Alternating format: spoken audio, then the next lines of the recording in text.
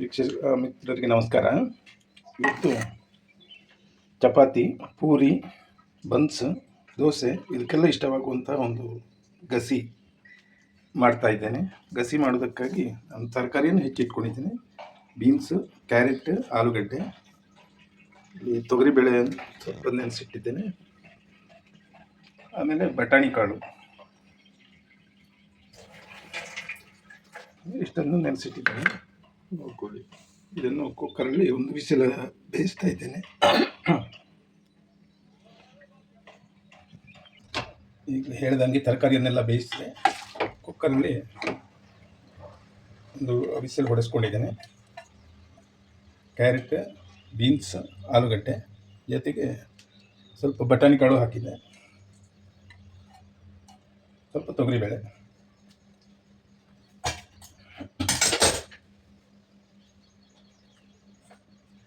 Stove on ಮಾಡ್ತಾ ಇದ್ದೀನಿ.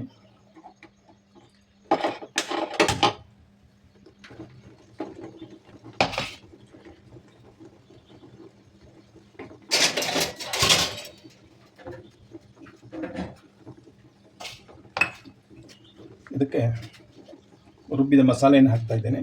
ಮಸಾಲೆಗೆ ಒಣಮೆಣಸು, ಕೊತ್ತಂಬರಿ, ಕಡಲೆಬೇಳೆ, ಉದ್ದಿನಬೇಳೆ, ಚಕ್ಕೆ, ಲವಂಗ, ಕಾಳುಮೆಣಸು, ತೆಂಗಿನಕಾಯಿ, ಒಂದು ಸಣ್ಣ ಈರುಳ್ಳಿ ಅಷ್ಟನ್ನು ಫ್ರೈ ಮಾಡಿ ಹಾಕಿದ್ದೇನೆ. ಸ್ವಲ್ಪ ಇಂಗು ಹಾಕ್ಕೊಂಡಿದ್ದೇನೆ.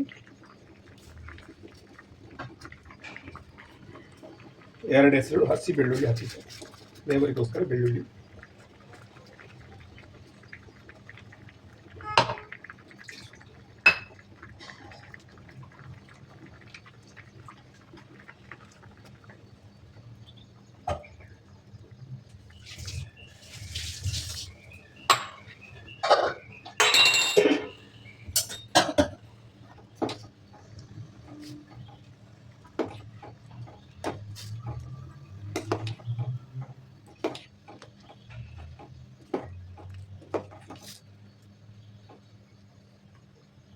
ಇದು ಚೆನ್ನಾಗಿ ಒಂದು ಕುದಿ ಬರಬೇಕು.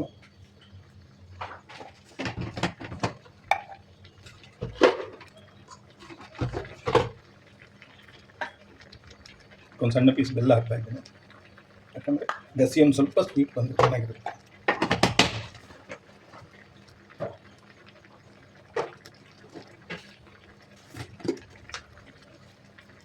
ರುಚಿಗೆ ಬೇಕಾದಷ್ಟು ಉಪ್ಪು.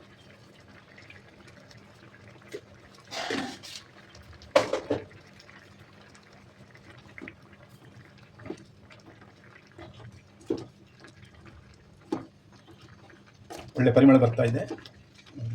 ನಿಮಗೆ ಎಲ್ಲ ತಿಂಡಿಗೂ ಬಹಳ ರುಚಿಕರವಾದಂತಹ ಐಟಮ್ ಗಸಿ ಅಂದರೆ. ಬನ್ಸು, ಪೂರಿ, ಚಪಾತಿ, ಗೋಳಿ ಬಜೆ, ಪರೋಟ, ದೋಸೆ ಎಲ್ಲದಕ್ಕೂ ಕಾಂಬಿನೇಷನ್ ಇದೆ.